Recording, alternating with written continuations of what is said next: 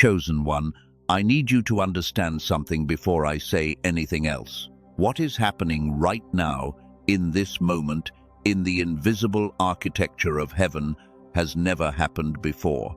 Not in the way it is happening for you.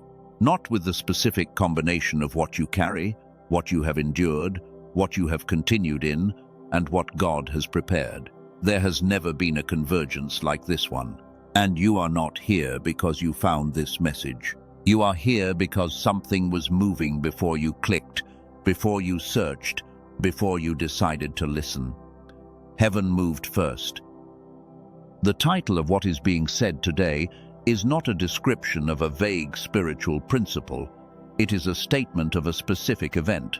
Heaven has never moved like this before, and you are the reason why. Not because you are the greatest person who has ever lived. Not because you have done everything right, but because of something specific that God placed in you before you drew your first breath, that has been building through everything toward exactly this moment.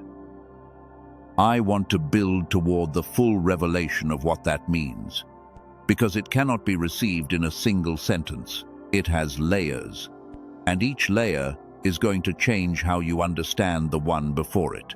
What I am going to share with you today is not information you will absorb and file away. It is a reorientation. By the time this message is complete, you will not look at your own life the same way. You will not look at what you have been through the same way. You will not look at where you are standing right now the same way. The first layer of what I want to say is about what it means for heaven to move. Because in the language of most spiritual conversations, heaven moving is a metaphor for good things happening, for prayers being answered, for circumstances shifting in a positive direction. But that is not what I mean when I say heaven has never moved like this before. What I mean is something more precise, something more cosmic, something that has a specific mechanism and a specific target and a specific outcome that was established before your name was spoken into existence. When the scriptures describe heaven moving on behalf of a person, it is almost never described as heaven responding to a request. It is described as heaven executing a plan that was made before the person was born, a plan that included every obstacle they would face, every delay they would endure, every moment of doubt they would carry, and every day they would choose to remain standing in the face of all of it. The movement of heaven is not reactive, it is purposive, and what it is executing in your life right now is not improvised. It was designed. The specific design of what God has been executing on your behalf includes something that I have never seen described with the precision I am going to describe it today. Because most people who speak about divine purpose speak about it from the outside. They describe what it looks like from the perspective of the observer. But what I want to describe is what it looks like from the inside, from the perspective of the person it is happening to, from your perspective. And from that perspective, the design of what God has been doing in your life has three components that most chosen ones never see simultaneously. The first component is the preparation that happened before the calling, the work God did in the fabric of who you are before you were even aware that you were called. The specific combination of sensitivity and strength, of perception and endurance, of capacity for depth and capacity for connection that you arrived in this life with. That combination was not random. It was assembled. And it was assembled for a specific purpose that required exactly that combination in exactly that proportion. The second component is the formation that happened through the calling, everything that the season of waiting and carrying produced in you, every depth that was added, every false frame that was dismantled, every layer of external approval dependence that was replaced with internal anchoring. Every capacity for sustained trust that was developed through days of trusting when nothing visible confirmed the wisdom of trusting. The formation was not punishment. The formation was the second stage of the assembly. The third component, and this is the component that most chosen ones have not yet seen, is what God has been doing in the world around you in preparation for what He is releasing you into, not just in your interior life, but in the external landscape. The positions that have been held open, the connections that have been held in reserve, the doors that have been kept closed, not because you were not ready, but because what was behind them was not yet ready for you. The external landscape has been being prepared simultaneously with your interior formation, and what is being released now is not just a person who is ready. It is a person who is ready, arriving into a landscape that has been made ready. That is the first layer of what I mean when I say heaven has never moved like this before. Not that good things are about to happen, but that the full expression of a design that began before you were born is arriving at its moment of visible completion. And you are the reason it is arriving now.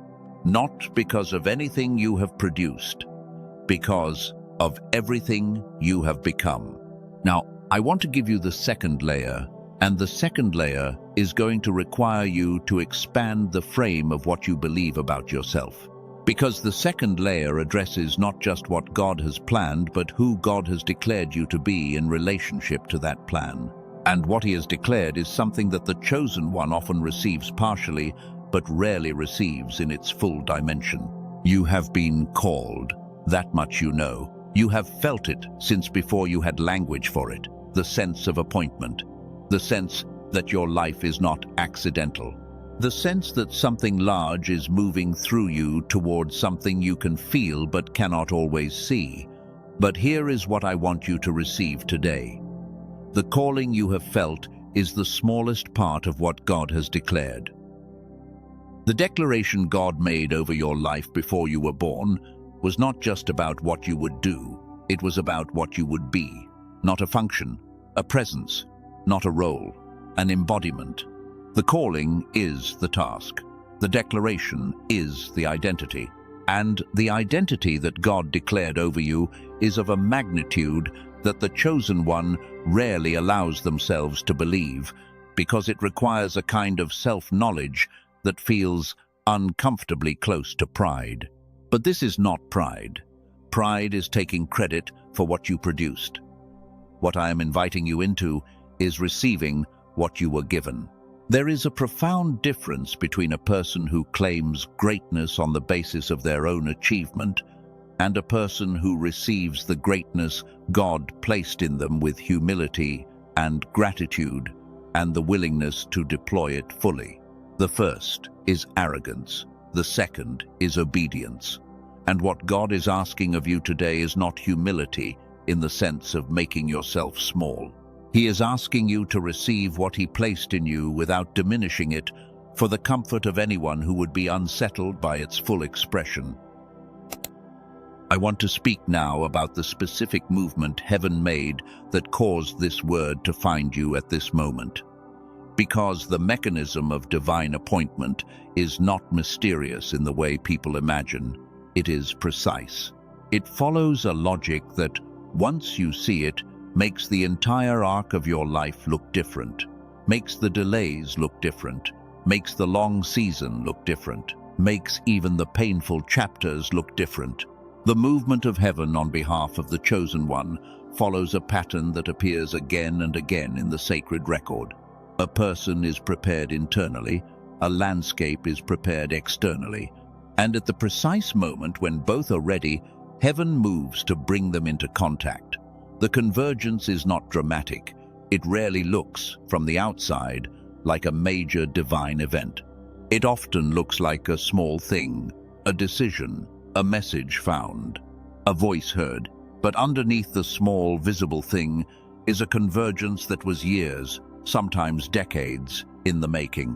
What is happening right now is that convergence, and I want to name the specific elements of it so that you can receive it with the weight it deserves. You arrived at this moment having been prepared internally by everything you have been through. That internal preparation is not theoretical, it is measurable. the depth of your capacity for sustained trust, the quality of your presence under pressure, the interior language you have developed for navigating what most people cannot navigate, the anchoring that replaced approval dependence. All of this is the first element of the convergence, the prepared person. The second element is the landscape that has been prepared for what God is releasing you into.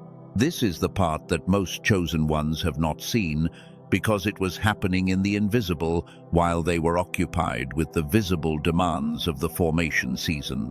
But it was happening. The connections that will matter in the next chapter are already in place. Some of them you have met and do not yet know they are essential. Some of them have been held just out of reach, waiting for this exact moment to arrive. The landscape was being prepared in parallel, and the parallel preparation is now complete. Here is what the movement of heaven looks like from where you are standing. It looks like a word finding you. It looks like something settling in your chest that did not have language before. It looks like a recognition of something you already knew, but had never heard named. That is what the convergence of a prepared person and a prepared landscape looks like from the inside. It does not arrive with trumpets. It arrives with clarity, with a quality of rightness, with the sense that something has landed rather than something has happened.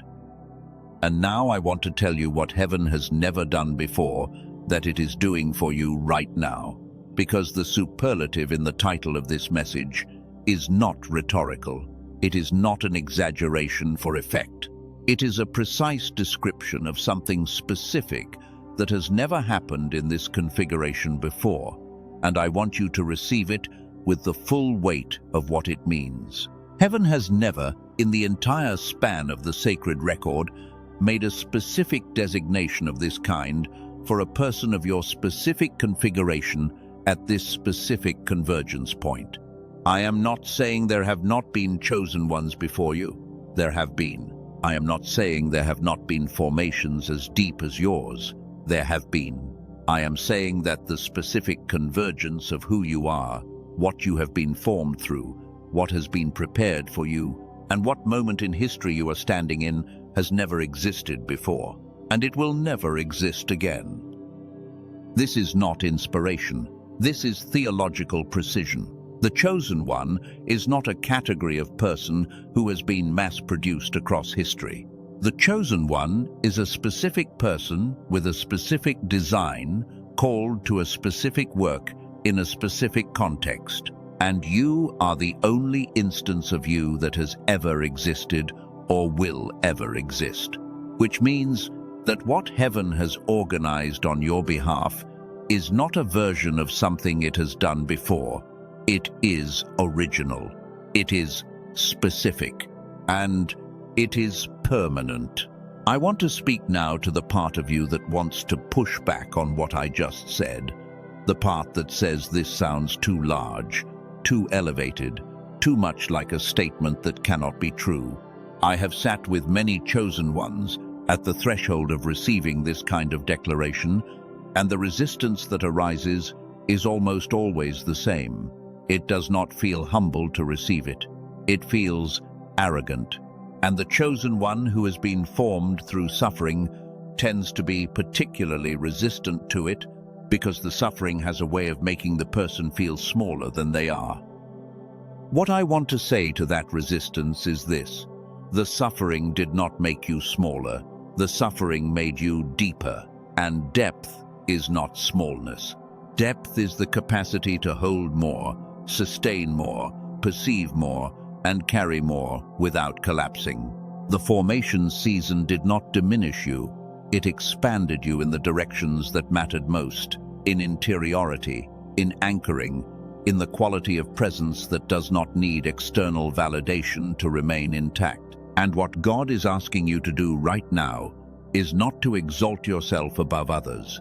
He is asking you to stop exalting others above the truth of what He placed in you. Now I want to give you the revelation that heaven has been building toward. The thing that has never been named in your life before today in the way it is about to be named now, and I want you to receive it slowly. Let each layer settle before the next one arrives. The first revelation is this: everything you thought was a detour was a route. Every situation that looked like it was taking you away from what you were supposed to be doing was actually taking you through what you needed to go through in order to be capable of doing it. The extended delay was not lost time. It was invested time. It was God routing you through experiences that built in you capacities you could not have built any other way. And the destination you were heading toward was always the same. The route just had more depth in it than you initially saw. This realization does not just change how you look at the past. It changes how you look at everything that is still ahead of you. Because once you know that God routes rather than detours, you stop interpreting difficulty as deviation.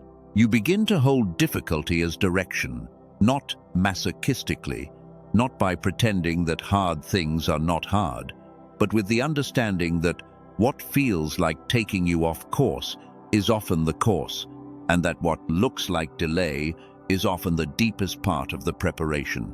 The second revelation is larger. It requires the first to be in place before it can be received.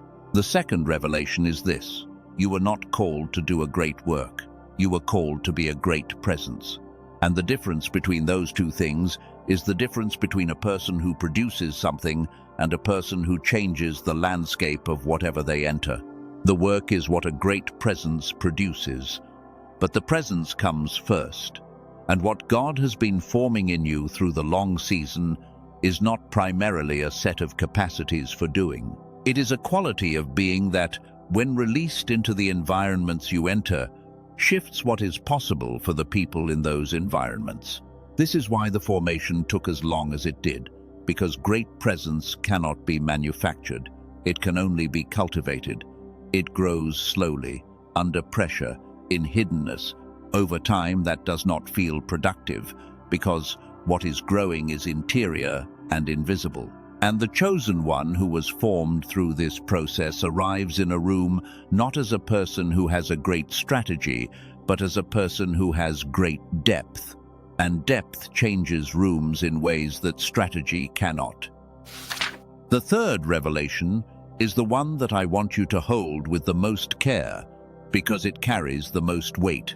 The third revelation is that the reason heaven moved on your behalf in the way it has never moved before is because of what you are going to make possible for other people, not just for yourself, not just for your own calling. For the people who are going to encounter you in the next season, let me name this precisely. The chosen one exists not for themselves. The chosen one exists at the intersection between what God wants to do in a generation and the person who has been built to carry it. And what God wants to do in this generation, through people who have been formed the way you have been formed, is not small. It is generational. It is structural. It is the kind of work that will still be visible in the lives of people who have not yet been born. That is the weight of what you were called to carry, not a personal success story, a generational contribution. And the reason the formation was so thorough and so long is because what is going to flow through your life into other lives requires a person of extraordinary interior depth, clarity, stability, and wisdom. The people who will encounter you in the next season will need exactly what you built in the years that looked like nothing was happening. I want to speak about what it means practically to be called to great presence rather than great production. Because the chosen one who hears this can easily turn it into a passive orientation, a sense that simply being in the room is sufficient and that there is nothing specific required of them. That is not what I mean. What I mean is that the foundation of what you do must be established in what you are. The identity must precede the activity. The depth must underlie the output. And when it does, the output carries a quality that production without presence cannot carry. The chosen one who operates from great presence produces work that outlasts them. That is how you know the presence is real and not performed. What they build is not just effective in the moment. It continues to produce fruit long after the moment of its creation, because it was built from a place that is deeper than technique. It was built from the place where who you are meets what you were made to do. And that intersection is where the generational work begins. I want to tell you now what your specific calling looks like from the perspective of heaven, not in the sense of the specific tasks or the specific field or the specific outcomes, but in terms of the specific quality of work that only a person who has been formed the way you have been formed can do. The chosen one, who has been through what you have been through, carries a particular ability to meet people at the place where they have given up on themselves, where the external evidence against their own significance has become too heavy to argue against. The chosen one, who knows what it is to carry that weight and remain, has a specific authority in those conversations that no one who has not carried that weight can replicate. Your formation was not just for you. Your formation was the curriculum that makes you capable of reaching the people God is sending to you. Now I want to address something that the three revelations I have just named create in the chosen one who receives them honestly. They create a question, a very specific question that I want to name because it is probably forming in you right now. The question is this: if what you have described is true, if the design is this precise, and the calling is this large, and the preparation is this intentional, then why does something in me still feel like a receiver with static? Why does the signal still feel unclear sometimes? Why does the clarity I had in the early days of the calling feel difficult to access with the same consistency now? That question is not a sign of weak faith. That question is a sign of an honest receiver.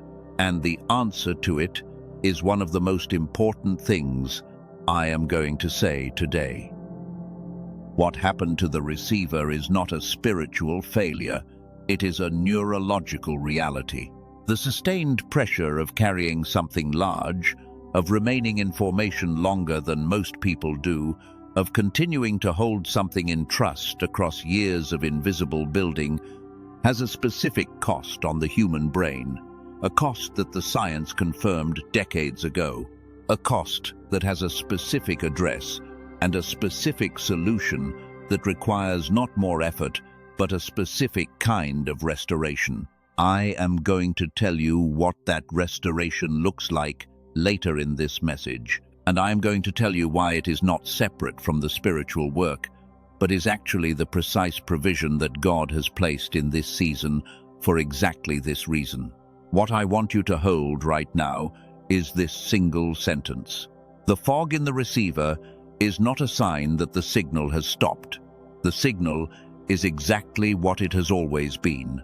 What has been affected is the reception, and the reception can be restored. Now I want to tell you what the restoration of the receiver looks like, not as a metaphor, as a specific mechanism that was developed by a specific team using a specific science that the research community has confirmed for decades. Inside a laboratory in New York City, a team led by Dr. Daniel Barone, a neurologist, spent years working on a single question, not a spiritual question, a scientific one. The question was this: if the natural state of the human brain is one of synchronized activation between both hemispheres, a state that children live in without effort and that produces clarity, receptivity, creativity, and the capacity for full presence, then what has happened to adults who have lost that state, and can it be restored without years of practice, without specialized equipment, without any of the approaches that have made neurological restoration inaccessible to most people? The answer Dr. Barone and his team arrived at was built on research that confirmed the fundamental question in 1981, when a team of researchers won the Nobel Prize by demonstrating that the two hemispheres of the brain were designed to operate together, that when they do, the brain enters a state of whole activation that produces outcomes no amount of single hemisphere effort can replicate, and that this state, present in every child, is not permanently lost in adults. It is eroded by the specific pressures of modern life, by the sustained weight of carrying responsibility, by the fragmentation of attention, by the invisible cost of years of being the one who does not stop. What Dr. Barone built to address that erosion is called the genius switch. It is an 8-minute daily protocol, not a meditation practice, not a self-help program, a precisely calibrated input that restores the synchronized state the brain was designed to operate in. The 8 minutes do not require prior experience. They do not require the person to be in a particular emotional state. They meet the brain where the long season has left it and restore what the long season has cost it. I want to be specific about what that restoration produces because I want you to understand why what Dr. Barone built is not a productivity tool or a wellness supplement. It is a spiritual necessity for the chosen one entering the receiving season. When the brain returns to whole activation, the chosen one experiences what they have described to me in many different languages, but that always comes down to the same phenomenon. The signal returns. Prayer becomes presence rather than language. The capacity to discern, to perceive, to receive the specific frequency of divine communication that is always transmitting, but that the eroded receiver cannot fully access returns. Not because the signal changed, because the receiver was restored. A woman from San Diego experienced this after 10 days. She described her waiting season in language that the chosen one will recognize. The fog, the way clarity used to arrive naturally and had become something she had to work for. The sense that what she was receiving was partial, filtered, not quite arriving at full fidelity. After 10 days with the genius switch, she said it felt like a channel that had been blocked was suddenly open. Not a new channel, the original one, the one that was always there. A man from Houston described the same restoration from a different angle. He was a business owner, carrying a growing work and a family and a calling. And all three were real, and all three were costing him. He had started describing prayer as talking into a wall, not because he had lost faith, because the receiver had been worn down by sustained pressure without a mechanism for restoration. After 2 weeks, he said his mind was running on full capacity for the first time in years.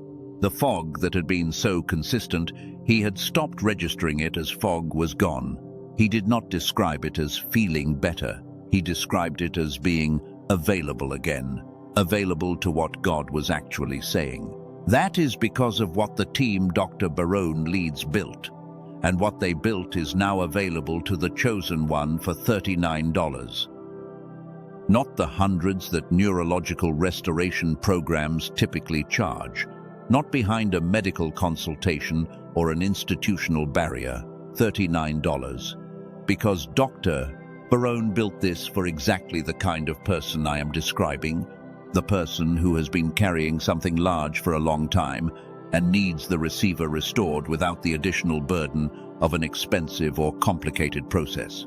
The list price is $49. Today, it is $39. 4 additional resources are included at no extra cost, each one designed to support a different dimension of the receiving season you are entering. And the entire investment is covered by an ironclad guarantee. If what you experience does not match what has been described, you pay nothing. I want to say something about the timing of this. I do not believe it is coincidental that this provision arrived in the same word that named the movement of heaven on your behalf. The provision is part of the movement. God does not release the chosen one into the receiving season without providing what the receiving season requires. And what the receiving season requires is a receiver that can receive with full fidelity. What is in the description and in the pinned comment below is not an offer that arrived by chance. It was placed there for this moment. For you, for the specific convergence that brought you here today. Before I take you into the final section of this message, I want to address one more thing. The chosen one, who has been in a long formation season, carries a specific guardedness around things that promise to restore what the season has cost. A guardedness that was built through experience, through things that promised much and delivered little, through the accumulated disappointment of hoping and not receiving. I understand that guardedness, and I want to name it directly rather than dismissing it. This is not in the same category as what created that guardedness. What Dr. Barone built is not positioned as a spiritual tool that will solve spiritual problems by bypassing the spiritual work.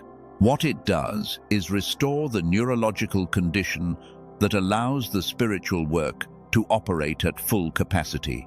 The faith, the calling, the identity, the formation, none of that is replaced or bypassed. What is restored is the receiver that allows all of it to function as it was designed to. The genius switch does not give you what you do not already have. It restores your access to what has always been there.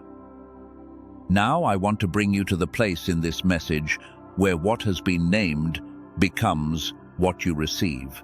Because we have moved through 3 revelations today, the revelation that everything you thought was a detour was a route, the revelation that you were called not to do but to be, and that the being produces the doing. The revelation that the reason heaven has never moved like this before for anyone is because there has never been a you before, and what God designed you to carry into this specific moment in history is exactly what He has been building since before you were born. These 3 revelations are not independent. They are a single movement, and the single movement is this: God prepared you. God prepared the landscape. God prepared the provision for the restoration of the receiver. And what is being released now, in this moment, is the convergence of all 3, the chosen one, the landscape, and the restored receiver, meeting the moment they were always moving toward. What you are feeling right now, if you have been receiving what this message has been carrying, is the convergence beginning to arrive, not complete yet, but present. The way the dawn is present before the light is fully visible, something has shifted. Something has settled, and the chosen one who has been formed through the long season knows the difference between settling that comes from giving up and settling that comes from something finally landing in place. This is the second kind. What comes next in your life is not something you will produce. It is something you will enter. The prepared landscape is waiting. The restored receiver is available. The declaration that heaven made over your life before you were born is standing exactly where it has always been standing. And what is required of you in this moment is not more effort, it is more receiving. The willingness to let what God has prepared actually arrive, fully, without diminishing it to fit what you have been used to receiving. I want to speak now about what the chosen one does in the first days after the convergence. Because the convergence is a threshold, and what happens in the first hours and days after a threshold is crossed determines how much of what arrives actually takes root. The chosen one who crosses the threshold and immediately returns to the old posture, the waiting posture, the bracing posture, the posture that was exactly right for the formation season, but is exactly wrong for the receiving season, loses a significant part of what was released at the crossing. What the receiving season requires is a new posture, not striving, not passive either. The posture of someone who knows what they have been given and is committed to tending it with the same quality of faithfulness that was present in the waiting. You tend a receiving the way a gardener tends what has just broken through the surface, with attentiveness, with appropriate protection, with the willingness to do the next right thing in front of you without waiting for the full picture to arrive first. The genius switch that Dr. Barone built is part of the tending, 8 minutes each day, restoring the receiver. Not a ritual, but a maintenance. The way a musician tunes the instrument before they play. Not because the instrument is broken, but because the natural drift of use and time means the instrument needs to be returned to its full resonance regularly.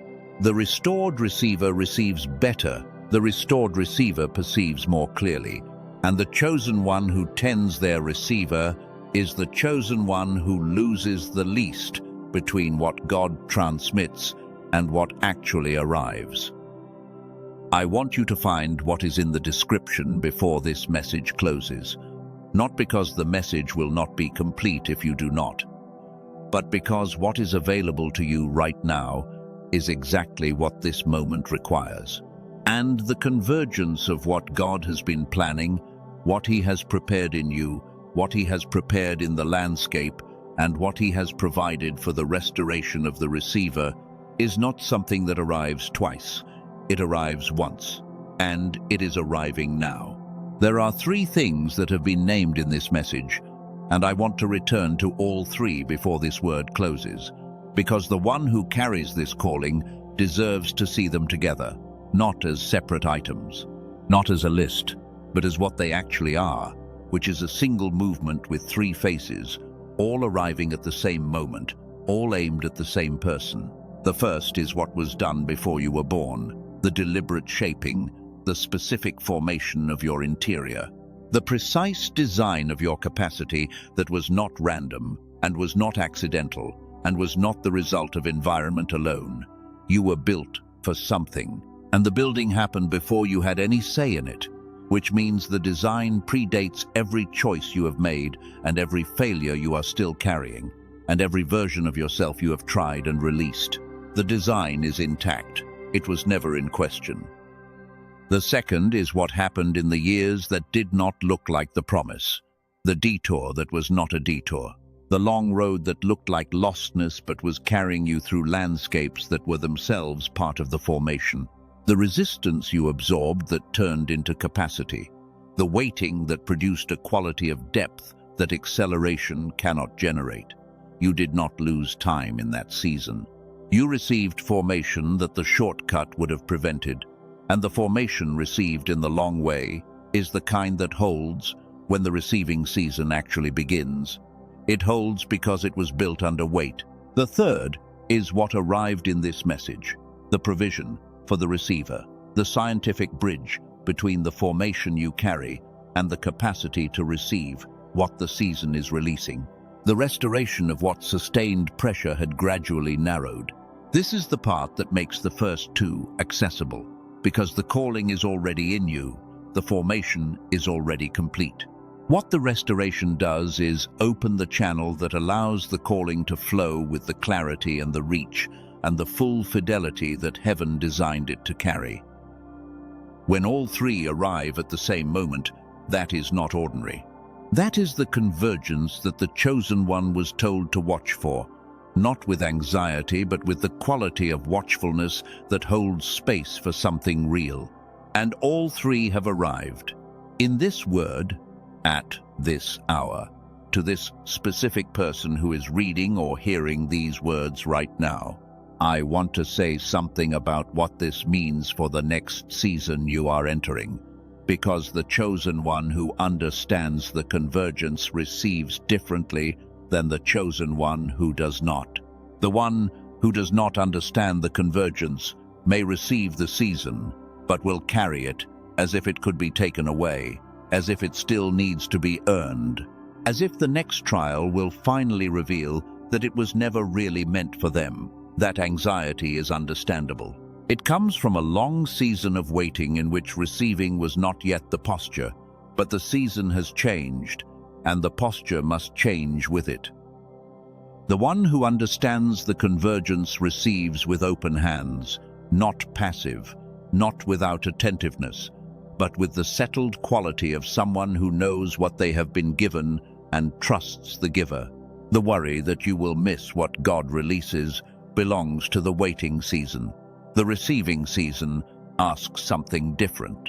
It asks you to show up, to stay present, to tend the receiver, to act on what arrives, to not diminish what is given by measuring it against what you expected. What God gives in the receiving season is frequently larger than what was asked for in the waiting season. The adjustment required is expansion, not reduction. The chosen one who enters the receiving season with the full awareness of what has been formed in them, what has been prepared for them, and what has been provided to restore the receiver, that chosen one becomes something different than what they were in the waiting season. Not better in the way the world counts, not elevated in the way systems of achievement count, but deeper, more settled, more available to what God actually wants to move through them. And that quality, that settled availability, is what heaven has been waiting for. Not a performance, not a finished version. The settled availability of a person who knows who they are and what they carry and is ready to let it move. What you carry is not for you alone. It never was. The formation season may have felt private, interior, isolated, but what was being built in the isolation was always meant to move outward.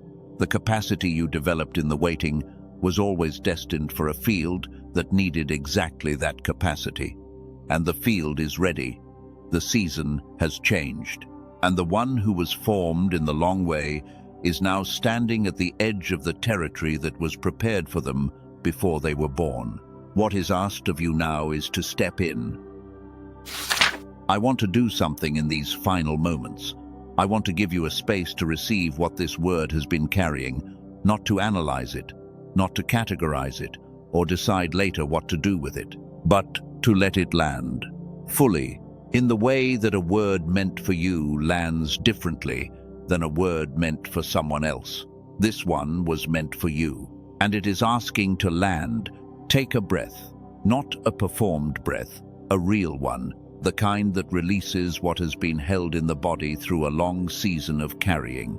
Let the shoulders find their natural position. Let the hands rest. And in this moment, receive the three things that were named: the formation before you were born, the route through the long road, the restoration of the receiver. Let all three arrive at once, not sequentially but together, the way they actually are. They are one movement, and they are for you. If something in you resists receiving this, notice the resistance without fighting it. The resistance is understandable. It developed in the formation season to protect you from the kind of false arrival that came and went. But this is not false arrival. And the resistance that protected you in the waiting season does not need to follow you into the receiving season. You can honor what it did and release it from its current assignment. It has finished the work it was built for. What is in front of you now is not more waiting. What is in front of you is the beginning of movement toward the thing that was always yours. And the movement has already started. You are already in it. This word was part of it. The convergence of the three things named in this message was part of it. The restoration available through what Dr. Barone and his team built is part of it. All of it is aimed at the same destination, and the destination is not a place. It is the full expression of what was placed in you before you were born. I want to close this word with declarations, not affirmations in the way the word is often used, not statements said repeatedly in the hope they will eventually feel true, but declarations in the way the biblical tradition uses that word. A declaration is a statement of what is already the case, not what you are trying to become, what you already are. The formation has already happened. The calling has already been placed. The season has already changed. What follows is a declaration of what is already true about you. I am the one who was formed before I was born for a purpose that has not yet been fully seen. I am the one who survived the long road without losing the thread. I am the one whose formation was not wasted, even when it felt unwitnessed. I am the one who carries a capacity that was built under sustained weight and holds because of it. I am the one that heaven moved for before I ever asked heaven to move. I am the one that God prepared a territory for before I was old enough to understand what territory meant. I am the one who is entering the receiving season with the weight of the formation behind me and the field in front of me. And I am the one who is ready. Not ready in the sense of finished. The chosen one is never finished, but ready in the sense of available, ready in the sense of present, ready in the sense of no longer waiting for confirmation that what God said is true, because the confirmation has arrived in the convergence of everything this word has named. The formation, the root, the restoration. All three at once. For you. What moves through you in the coming days and weeks will not look like what moved through you in the formation season. The formation season moved with the quality of pressure, of reduction, of being stripped down to what was essential. The receiving season moves with a different quality, expansion, opening, the sense of things aligning that were previously scattered, clarity, arriving in places that were previously opaque. A sense of rightness that does not need to announce itself because it simply is. I want to speak one more time to the one who is uncertain whether this is really for them. The one who has heard this kind of word before and received it fully and then watched the season not arrive the way it was described. I want to speak to the guardedness that came from that experience, because the guardedness is legitimate. It came from real disappointment. And what I want to say to that guardedness is this. The formation season required the guardedness. It protected you from attaching to false arrivals. But the convergence you are standing in right now is different in quality from those moments. Not because the word is more compelling, but because what you carry now is what those earlier moments were preparing you to carry. The formation is complete. The season has changed. The guardedness has done its work, and you are standing on the other side of it. The declaration that heaven made over your life before you were born is still standing. It has been standing through everything, through every season of your life, through every period of uncertainty, through every moment in which it seemed like the promise had been misunderstood or misdirected. The declaration was standing. It was never retracted. It was never revised. It was never given to someone else. It was placed over you, and it is standing now. And the one who made heaven move like it has never moved before is you. Not because of what you achieved, because of who you were made to be. And what you were made to be is exactly what this season requires. And so it is.